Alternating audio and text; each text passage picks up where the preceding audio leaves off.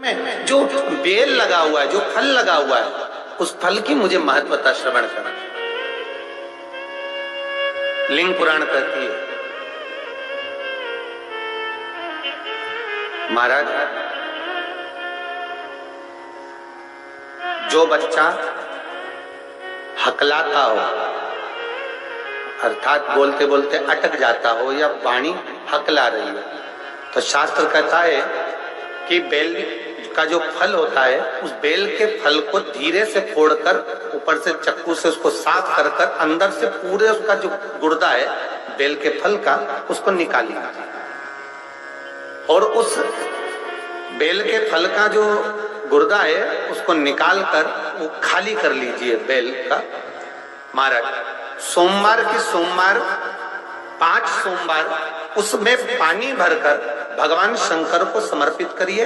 एक पात्र शिवलिंग में से जो जल नीचे गिरे उसके उधर पात्र को लगा लीजिए। महाराज समर्पित कर कर जल को झेल कर ले आइए।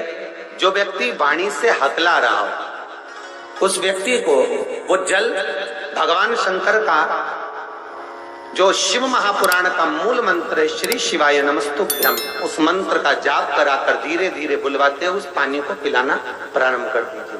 केवल सोमवार को ही करना है और सोमवार को ही पिलाना है, इसके सिवाय नहीं करना। महाराज जैसे मंत्र बोलते जाए श्री शिवाय नमस्तुभ्यम बोलते जाए और धीरे धीरे उसको पानी पिलाते जाए, श्री शिवाय नमस्तुभ्यम बोलते जाए और पानी पिलाते जाए। महाराज धीरे धीरे आप 5 सोमवार करोगे, उसकी वाणी में अटकना बंद हो जाएगा, धीरे धीरे उसकी वाणी श्रेष्ठता की ओर अग्रणी होगी। तो पीले की महत्वता भगवान लिंग पुराण के अंतर्गत वर्णन कर रहे हैं, भगवान शिव कह रहे हैं। स्कंद पुराण के अंतर्गत, लिंग पुराण के अंतर्गत, नर्मदा पुराण के अंतर्गत, शिव महापुराण के अंतर्गत कि जो बीला है, इस बीले की महत्वता, इस बीले का सुख क्या है। फल का गुर्दा, बेल का जो फल होता है, बेलपत्री का फल, उसका जैसे गुर्दा, उसके अंदर का जो भाग होता है बेल का गुर्दा, उसको अग्नि में जलाकर उसकी भस्म तैयार कर कर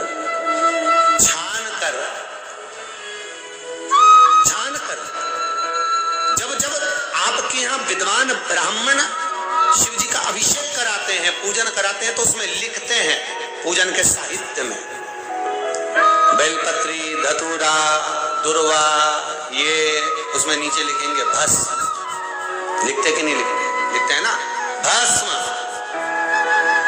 अभिषेक में चाहिए रहती।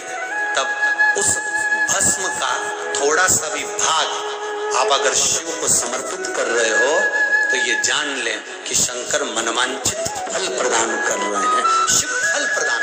महाराज घर में अगर लक्ष्मी नहीं आ रही, किसी कारणवश कोई कार्य ऐसा हो गया हो कि आप बहुत मेहनत कर रहे हो, सफलता नहीं मिल रही हो, लक्ष्मी प्रवेश नहीं कर रही हो, तो महाराज बेल का जो फल होता है, उस फल के अंदर का जो गुर्दा होता है, बेल के फल का अंदर का जो भाग होता है गुर्दा, उसको लेकर घर पर आओ और सुखा लो। सुखाने के बाद उसको जलाओ, जलाकर उसकी भस्म तैयार करो। उस भस्म को अच्छा बढ़िया पीस लो, पीस कर कपड़े से छान लो। महाराज उसको छान कर जब आप शंकर भगवान का पूजन करने के लिए शिव मंदिर में जाएं, महाराज किसी भी 5 प्रदोष या 5 सोमवार या सोमवार की अष्टमी पड़ जाए उस दिन थोड़ी सी भस्म लेकर जब जाएं घर से, उसमें से थोड़ी सी भस्म बेलपत्री के पेड़ के नीचे श्री कुंदकेश्वर महादेव का नाम लेकर चढ़ा दें। क्या नाम लेना है? कुंदकेश्वर। उसी में से थोड़ी सी भस्म जो बेलपत्री के वृक्ष के नीचे आपने चढ़ाई या बेलपत्री के वृक्ष की जड़ में चढ़ाई, उसको लेकर आओ और वही वृक्ष माता पार्वती का नाम लेकर भगवान शंकर के ऊपर चढ़ा दो और अपनी मनोकामना कर कर 1 लोटा पानी शिव पर समर्पित कर दो। चुटकी भर बस, ज्यादा नहीं, मात्र चुटकी भर।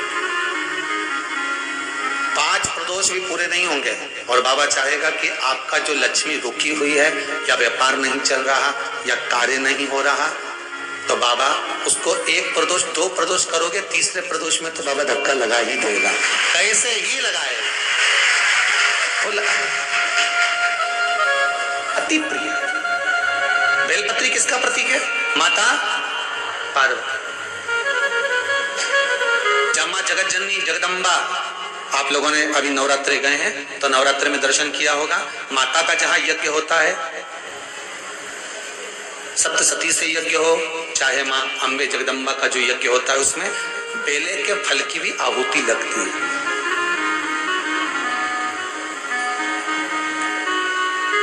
उस भस्म की बड़ी प्रबलता है। बेल का जो गुर्दा होता है, उस गुर्दे की जो भस्म तैयार कर जाती है, उसका बड़ा महत्व है, बड़ा।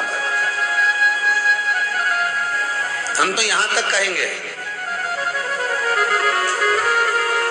देसी गाय का घी हो। कौन सी गाय का?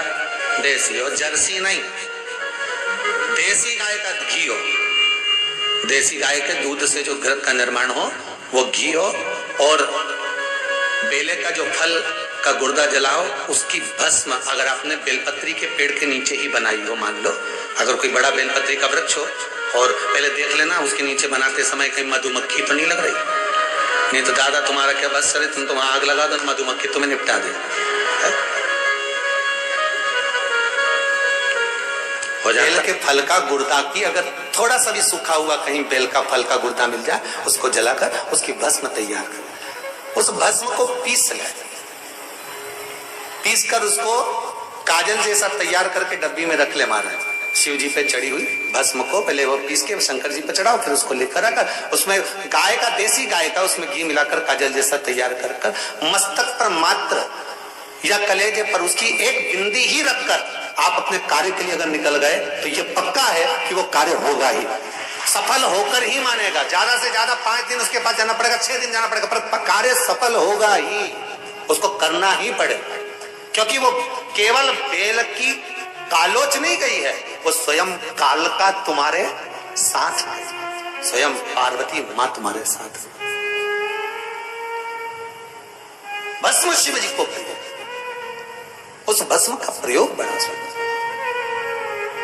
चपटी भूत में है खजाना,